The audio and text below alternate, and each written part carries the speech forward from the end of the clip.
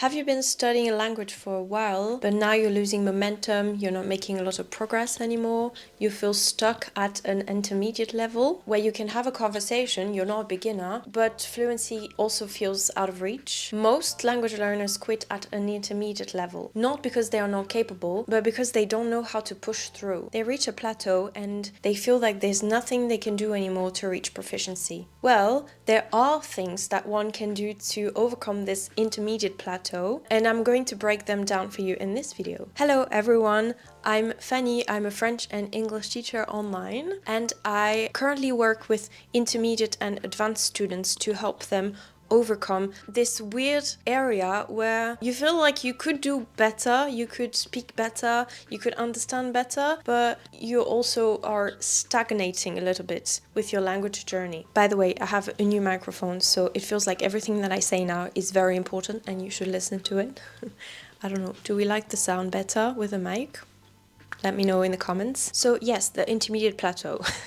I found this very, very good definition online, so I'm just gonna read it. The intermediate plateau in language learning refers to a phase where learners experience a noticeable slowdown in their learning journey after a period of rapid advancement. Usually when you're a beginner, your progress are very quick, and then it slows down. So it really goes like, I don't know if I'm going to do it properly in the right direction, but you start from zero and then you make rapid progress, obviously, because you started with nothing, you learned very quickly, and then it kind of slows down. Like, you're able to talk a little bit, you understand enough, but you feel like, oh, it's stagnating, you're not making very quick progress, or not at all. So you stay like this for a while, and then you need a push to reach proficiency. So if you study steadily for months, then you see rapid progress, and then at some point it feels like your efforts are no longer serving you. You don't make any improvement anymore. When you start learning a language, every 50 words is a huge achievement. But as you learn more and more words, 100 words become a small percentage of what you already know. So your progress starts to slow down, obviously. If you already know 2,000 words, learning 100 more words only represents 5% of your learning. Yet, to learn 100 words, you might still need weeks of practice. So after a few weeks of learning, you start to reach a plateau. This is the stagnation that you're at when you are usually at an intermediate level, and that is really discouraging because it will require a lot more effort to reach proficiency and to overcome it. So what is there to do if you're at this level where you're stagnating a little bit, you're a little bit stuck in your language journey? What is there to do? The first thing I would recommend is to stay consistent. If you have a routine that has already worked and you've made progress with it, then keep at it. But the second thing, you have to challenge yourself a little bit.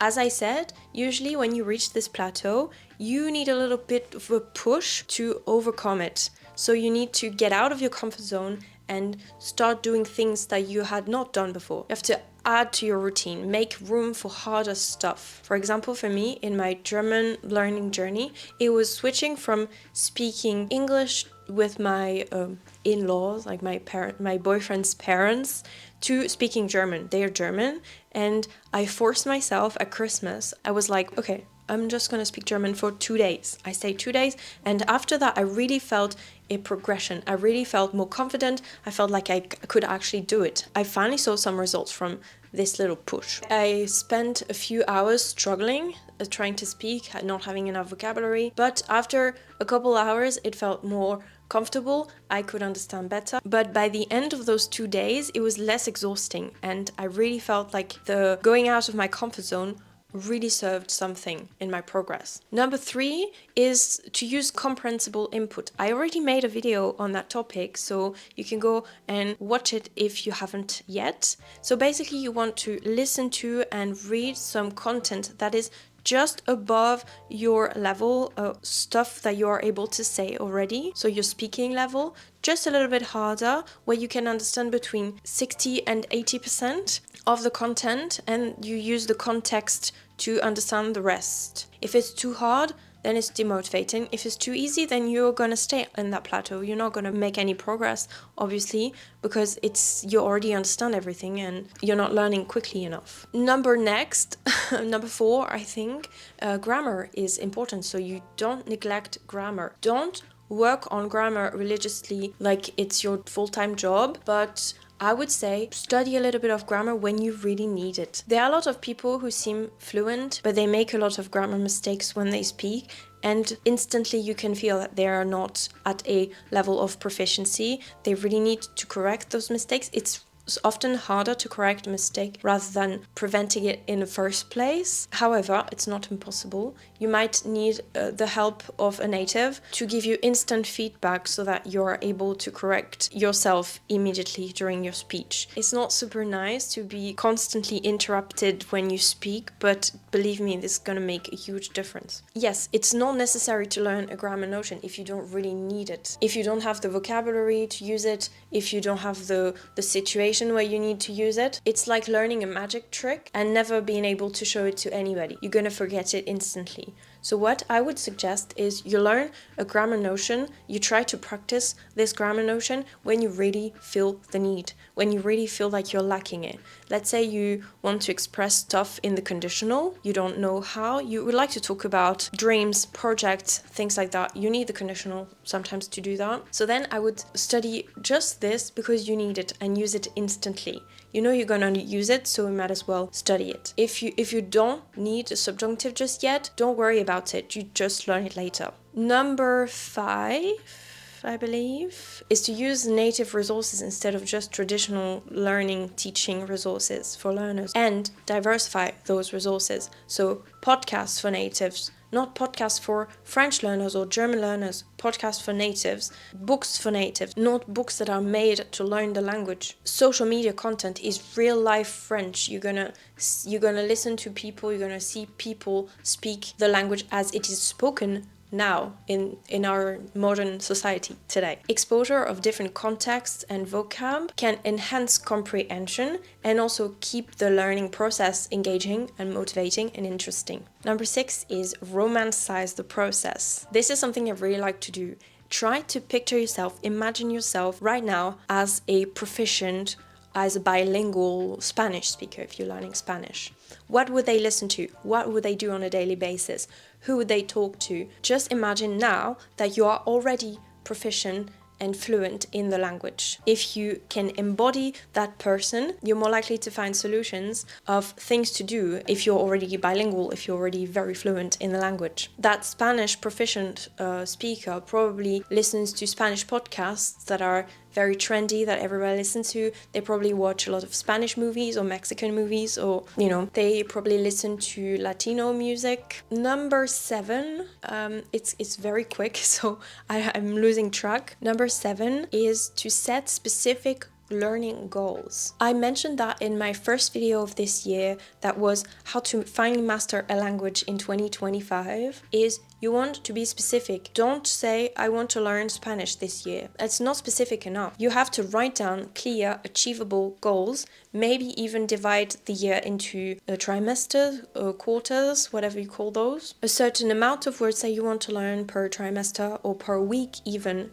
Being able to talk for a certain amount of time with a certain type of person, if it's a native, if it's, your friends, if it's in your business environment, things like that. Being able to speak about certain topics for a certain amount of time. These are clear, measurable goals. You should be able to measure your progress. You should be able to, say, okay, yes, I achieved that. And this is more encouraging, obviously. I guess number 8 would be to reflect on your progress. Celebrate small milestones. For me, being able to speak German for 2 days with my boyfriend's family was a huge milestone because I could finally see my effort bear fruit. And I knew that everything that I was learning was to work towards this goal of always being able to speak German to everybody in Germany. And sometimes it can be very discouraging, especially if you put yourself in situations where it's way above your current level. For example, a few weeks ago, I went to a poetry show, I'm not sure what it's called, in German, where a lot of artists, performers were saying poetry in German. It was a 3-hour long show and I almost didn't understand anything. So I felt very exhausted by the end of it. I was very much discouraged in the process and I didn't want to listen to any more German for the weekend. But in retrospect, I was able to understand one poem and I decided to focus on that achievement instead of everything else that I was not able to understand. And my last tip would be to try to become an expert at a certain topic or a couple of topics. English is not my first language, French is, and I listen to so many health and wellness podcasts in English that I feel like I am an expert at this topic.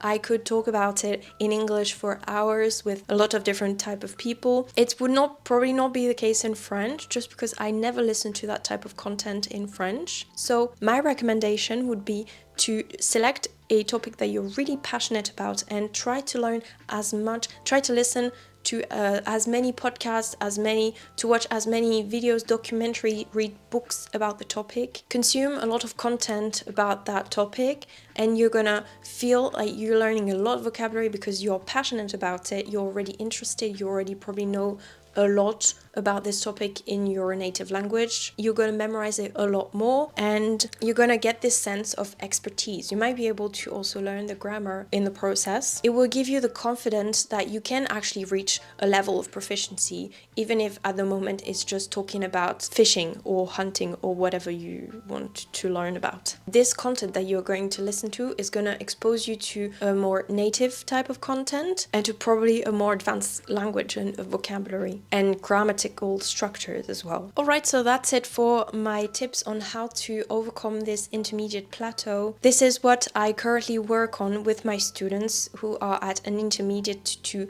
slightly advanced level, is to really push through and finally reach a comfortable level of proficiency and fluency. So that was a bit of a short video today, but I hope you liked it. Don't forget to subscribe, like, and maybe share this video with somebody that is learning a language this year. I will see you guys very soon for another video about language learning. Bye!